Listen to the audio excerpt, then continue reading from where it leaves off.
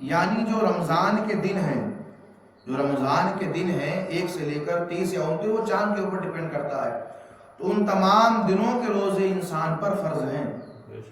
یہ روزے فرض کیے اللہ نے، اور اس کا ٹائم ٹیبل بھی جو ہے ہم کو بدلا دیا کہ ایامم معدودات، اور اپنی گنتی کے دن پورے کرو۔ گنتی کے دن کا مطلب کیا ہے کہ مسلمان پر ضروری ہے کہ وہ چاند دیکھ کر روزہ رکھنا شروع کر دے۔ اسی لیے جب چاند نظر آتا ہے یا خبر چاند کی آتی ہے، تراویحاں شروع ہو جاتی ہیں، تراویحاں شروع ہو جاتی ہیں، اور جس دن چاند نظر آ جائے گا عید کا تو اسی رات کو تراویحاں مکمل ہو جائیں گی۔ بات کو سمجھو۔ تو اب اسی حکم کے مطابق بات کرتا ہوں کہ اس میں جو ہے انسان کے اوپر یہ معاملہ طے ہوگا کہ آدمی کو یہ چاہیے جو اللہ تعالیٰ نے فرمایا اس کے احکام کے مطابق ہی وہ عمل کرے۔ اب کوئی نیا دین تو آئے گا نہیں، اب یہ دین چلے گا صرف قرآن سے اور اللہ کے نبی کے قول سے اور صحابہ کے طریقے سے، اور جو جید علماء نے فرما دیا۔ یہاں جید علماء کا مطلب یہ ہے کہ ہمارے اکابرین جو اہل سنت والجماعت کے قابل ترین علماء ہیں، جو بڑے بڑے مفتیان کرام ہیں، بڑے بڑے عالم ہیں، اللہ والے ہیں، جو ان کی قول قرآن حدیث کے مطابق ہیں، ان پر عمل کرنے کا نام اسلام کہلائے گا۔ قیاس ہر کسی کا نہیں چلے گا، اس میں کوئی عام بندہ اپنا قیاس لائے تو عام بندے کو حق نہیں وہ قیاس سے لائے۔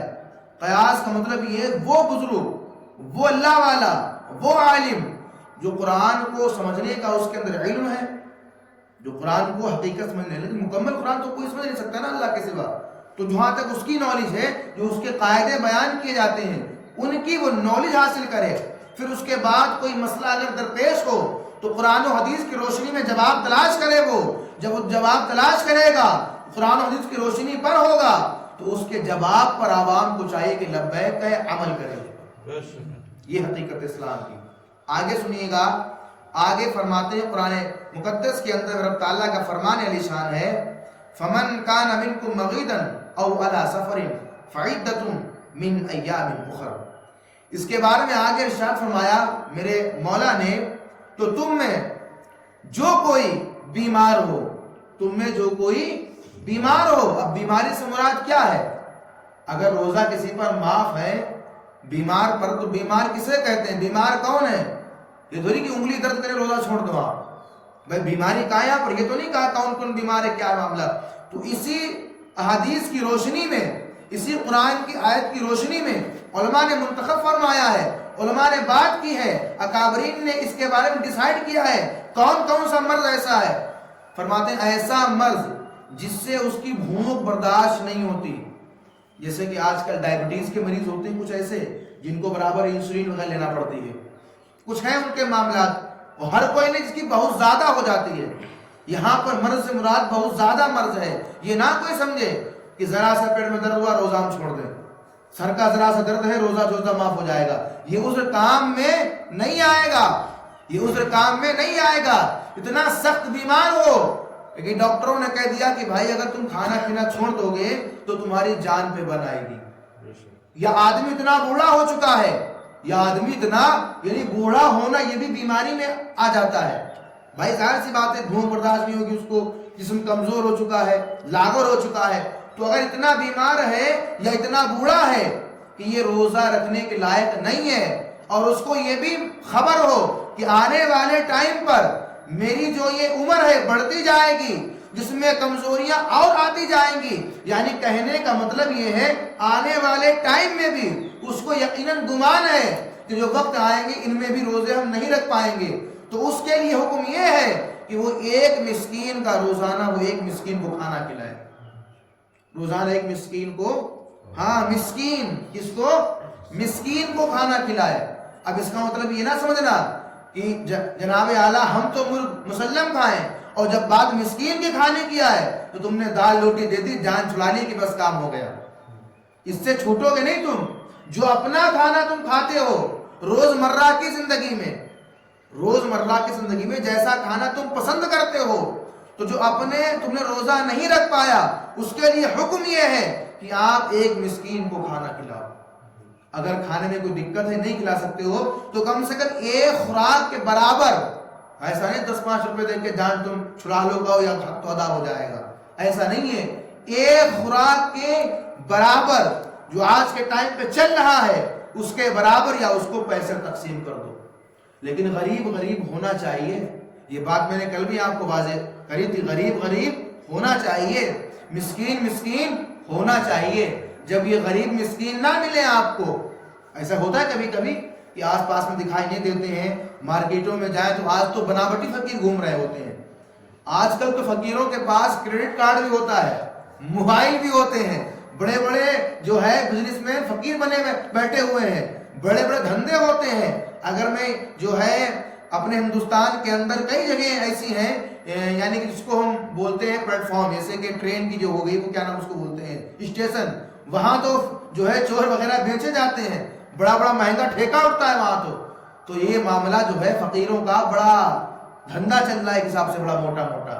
تو بہرحال ان فقیروں کی بات نہیں کر رہا ہوں میں، فقیر فقیر ہونا چاہیے، مسکین مسکین ہونا چاہیے. جب یہ مسکین اور فقیر نہ ملیں، جب یہ مسکین فقیر آپ کو نہ ملیں تو آپ کے علاقے میں جو بہتر مدرسہ اسلامیہ ہوں، یعنی جو اللہ تعالیٰ کے نبی کے مدارس ہیں، جہاں جہاں بھی اہل سنت جماعت کے مدارس چل رہے ہیں وہاں چلے جائیں. جو وہاں پڑھنے والے بچے باہر کے آتے ہیں، جن کا کھانا وہیں بنتا ہے، جو وہیں کھانا کھاتے ہیں، ان بچوں کے لیے آپ کھانا نکال دیں، سارا مہینہ جوڑ لیں. اتنا مہینہ آپ کا بن نج میں روزہ نہیں رکھ پا رہے ہیں، یہ بیمار کے لیے ہے، کمزوروں کے لیے ہے، ہٹے کٹے لوگوں کا مسئلہ نہیں ہے یہ. تو وہ لوگ اپنی خوراک کی نکال کر اس مدرسے اسلامیہ میں خرچ کر دیں. سب سے اچھا واضح مسئلہ ہے یہ، سب سے اچھا اور واضح مسئلہ ہے یہ. اچھا، بیماری کی بات ہو گئی، کمزوری کی بات ہوگی. اس کے آگے کیا کہا؟ او علی سفر فعدۃ من ایام اخر. فرماتے ہیں یا سفر میں ہو یا آپ سفر میں ہو، اگر سفر میں آپ ہیں تب بھی آپ کو روزہ معاف ہے. حالانکہ یہ معاملہ پہلے کا ہے، یہ معاملہ پہلے کا ہے، کیونکہ پہلے آدمی اونٹ سے، گھوڑے سے کئی کروڑوں میل دور کا سفر کرتا، راستے میں دشمن کا بھی خطرہ ہے، جان کا بھی خطرہ ہے. کبھی کبھی ایسا علاقہ ملتا تھا کہ جہاں پانی بھی نہیں ہوتا ہے، بڑی دشواریاں ہوا کرتی ہیں. تو یہ حکم اس وقت کا ہے. لہٰذا میری بات کو آپ سمجھو، اس کو کسی علماء نے تبدیل نہیں کیا، کسی خلفاء نے تبدیل نہیں کیا. یہ نہیں کہا کہ حکم پہلے کا آج تبدیل ہو جائے گا. جب انہوں نے اس کے بارے میں کوئی بات نہیں کی تو اسی لیے آج کے مفتیان کرام نے کوئی بات نہ کہی. کہا جب اللہ نے اس کو حکم دیا ہے وہ سفر میں چاہے روزہ رکھے چاہے نہ رکھے، رکھ لے گا تو بہتر ہے، نہیں رکھے گا وہ انسان گنہگار نہیں ہوگا. لیکن کیا فرمایا؟ من ایام اخر، اور اس کی اور دنوں میں، یعنی جب دن یہ نکل جائیں اور آپ منزل تک پہنچ جاؤ تو جو دن گزرے آپ کے آپ روزہ نہیں رکھا، اس روزے کی آپ کو قضا کرنا پڑے گی. کیا کرنا پڑے گی؟ قضا. اسی طرح بیماری کے اندر فرماتے ہیں، اور بیماری ایک بات اور اس میں آپ سمجھیں، او ولا سفرین فعدۃ من ایام اخر وعلی الذین یطیقونہ فدیۃ طعام مسکین. فرماتے ہیں اور جنہوں نے اس کی طاقت نہ ہو، وہی بات میں، جنہیں ان کی طاقت نہ ہو، جن کے اندر لاغر ہے، کمزوری ہے، طاقت نہ ہو، اور کہا کہ بدلہ دیں ایک مسکین کا کھانا. یہ دیکھیے صاف صاف ذکر ہے اس میں، کیا کہا؟ ایک مسکین کا کھانا. مسکین اور فقیر میں فرق آپ سمجھ لیں. فقیر وہ انسان ہے، فقیر وہ انسان ہے جس کے پاس ایک ٹائم کھانے کو ہو، دوسرے ٹائم کھانے کو نہ ہو. یہ جو آج بناوٹی گھوم رہے ان کی بات نہیں کر رہا ہوں میں، پھر سن لیں کان کھول کر. فقیر کا مطلب کیا ہے؟ جس کے پاس ایک ٹائم کا کھانے کا ہو، دوسرے ٹائم پتہ ہی نہیں کہاں سے ہوگا. صحیح معنوں وہ فقیر ہوتا ہے. وہ کون ہوتا ہے؟ ہاں جی، وہ فقیر ہوتا ہے. اور مسکین وہ ہوتا ہے جس کے پاس ایک ٹائم کا بھی کھانے کے لیے نہ ہو، بس یہی سارے پہ وہ نہ جانے کون آئے تب کھلائے، ورنہ بیچارہ پھانکا رکھ رہا ہو. صحیح معنوں وہ انسان مسکین ہوا کرتا ہے. تو اس میں صاف صاف قرآن نے کہا، یہ قرآن کے آج بتا رہا ہوں آپ کو، کیا کہا؟ فدیۃ طعام مسکین. یعنی اور جو یہ روزہ نہیں رکھ سکتے، جن کے اندر طاقت نہیں ہے، بدلہ دیں. بدلے سے مراد فدیہ دیں، اس کا عذر دیں. کتنا؟ ایک مسکین کو کھانا کھلائیں. اب یہاں پر آپ بات یہ سمجھیں کہ بعض دفعہ آدمی بیمار ہوتا ہے، اس ہٹا کٹا انسان بیمار ہو گیا، اور بیماری اتنی زیادہ ہو گئی، اب روزہ رکھنا مشکل ہے اس کے لیے، دوائی لینا پڑے، ڈاکٹر نے کہا بھائی اب جب رمضان کے دن نکل گئے، مثال کے طور پہ اس کے 3 روزے چھوٹ گئے، تو اب وہ آدمی جو عید کا دن ہے اس پہ روزہ نہیں رکھے گا، عید کے علاوہ جو دن آئیں گے ان دنوں میں ان چھوٹے ہوئے روزوں کی قضا اس کے اوپر قضا رہے گی، بغیر روزہ رکھے اس پر قضا معاف نہیں ہوگی۔ یہاں تک کہ عورتوں کے بارے میں یہ حق ہے، یہ بیان ہوا ہے کہ عورتیں اگر طہر میں ہیں، عورتیں اگر حیض میں ہیں، نفاس میں ہیں، یعنی ناپاکی کی حالت میں ہیں، تو ان کو اس حالت میں بھی اللہ نے چھوٹ دی ہے کہ وہ روزے اس وقت نہ رکھیں، لیکن اس کا مطلب یہ نہیں ہے کہ کھانا بھی نہ ان سے بنواؤ، ان سے کہو کام بھی نہ کرو، تو یہ سب معاملہ غلط ہے۔ پہلے کے دور میں ایسا جاہلانہ پن تھا کہ اگر کوئی عورت بیچاری جو ہے ناپاکی کی حال میں آ جاتی، لوگ اسے منحوس جانتے تھے، اس کے پاس بیٹھنا گوارا نہیں کرتے تھے۔ یہ ایسا نہیں میرے محترم ہے، اللہ نے اس کو عزت والا بنایا ہے، اس کو دور نہیں رکھا جائے گا، سماج کے اندر رکھا جائے گا، گھر کے اندر رکھا جائے گا، وہ ہماری بہن ہوگی، وہ ہماری بیٹی ہوگی، وہ ہماری بیوی ہوگی، یا وہ ہماری بچی ہوگی، یہ تمام اللہ نے رشتے ہم کو دیے ہیں، ان کی حفاظت کرنا ہم پر واجب ہے کہ ان کے لیے ہم کھڑے ہوں۔ لیکن ایک بات میری یاد رکھو، جب یہ ناپاکی کی حالت میں ہے تو ان کے اوپر روزہ بھی معاف ہے اور ان کے اوپر نماز بھی معاف ہے۔ نہیں بات سمجھ آئی؟ ان کے اوپر روزہ بھی معاف ہے جب تک یہ ناپاکی میں رہیں گی، اور ان کے اوپر نماز بھی معاف ہے۔ لیکن جب رمضان کا مہینہ گزر جائے گا، جب یہ ٹھیک ہو جائیں گی، اگر ان کے اندر 3 دن ناپاکی کی رہے یا 10 دن ناپاکی کی رہے، یا جو ہے نفاس کی حالت میں یعنی بچے کی پیدائش کی حالت میں 40 دن اس عورت کے اوپر ناپاکی رہی، تو یہ مہینہ رمضان کا نکل گیا، اب جو آنے والے دن ہیں ان میں وہ صحیح ہو گئی، صحت یاب ہو گئی، تو اس پر فرض ہے کہ چھوٹے ہوئے روزوں کی دوبارہ سے قضا کرے۔ کیا کرے؟ وہ روزوں کی قضا ہے۔ لیکن اگر اس ایام میں نمازیں اس سے چھوٹی ہیں تو اس عورت کے اوپر نماز کا لوٹانا ضروری نہیں ہے، نماز معاف ہے۔ دونوں میں کیا فرق؟ دونوں فرق یہ ہے نماز تو پورے سال ہی پڑھنی ہے، مگر روزہ اس لیے معاف نہیں ہے کہ روزہ صرف مہینے میں ایک ہی بار آتا ہے، روزہ مہینے میں صرف ایک ہی بار ہوتا ہے۔ ہم کو یہ چاہیے کہ کچھ مسئلے مسائل بھی سیکھتے رہیں، کچھ مسئلے مسائل بھی ضروری ہیں، قرآن کی روشنی میں ہم کبھی کبھی مسئلوں پر بھی بات کریں، اور ہم کو یہ چاہیے کہ ان مسئلوں پر ہم عمل بھی کریں۔ میرے محترم یاد رکھو، جب رمضان شریف کا مبارک مہینہ آتا ہے، اللہ کے حبیب فرماتے ہیں کہ اللہ رب العزت آسمانوں کے دروازے کھول دیتا ہے۔ سبحان اللہ۔ اور آسمانوں کے دروازے کا مطلب یہ ہے کہ اللہ تعالیٰ نجات کا دروازہ کھول دیتا ہے، اللہ تعالیٰ رحمتوں کا دروازہ کھول دیتا ہے۔ ایک روایت کے اندر آتا ہے جب رمضان کا مبارک مہینہ آتا ہے، جیسے ہی چاند نکلا اللہ تعالیٰ شیطانوں کو جہنم کے اندر قید کر دیا کرتا ہے، شیطانوں کو جہنم میں قید کر دیتا ہے، اور اللہ رب العزت جہنمیوں کو، بعض نے کہا 70,000 جہنمیوں کو، بعض علماء لکھتے ہیں کہ 70,000 جہنمی ہر صبح میں ہر افطاری کے ٹائم اللہ تعالیٰ جہنم سے آزاد کر کے جنت کے اندر داخل کرتا ہے۔ سبحان اللہ۔ یہ اس کا فضل ہے، یہ اس کا کرم ہے۔ اور آگے ارشاد فرمایا کہ جنت آئے ہے، جنت کیا؟ جنت کیا عظیم نعمت ہے اللہ تعالیٰ کی، اس کا تصور ہی نہیں کر سکتے ہم نے جو سیکھا ہے کتابوں سے سیکھا ہے، جو معلوم چلا ہم کو کہ اس میں یہ ہے وہ ہے، لیکن حقیقت یہی ہے، جو اس کی مین حقیقت ہے وہ صرف اللہ جانتا اور اللہ کے نبی جانتے ہیں۔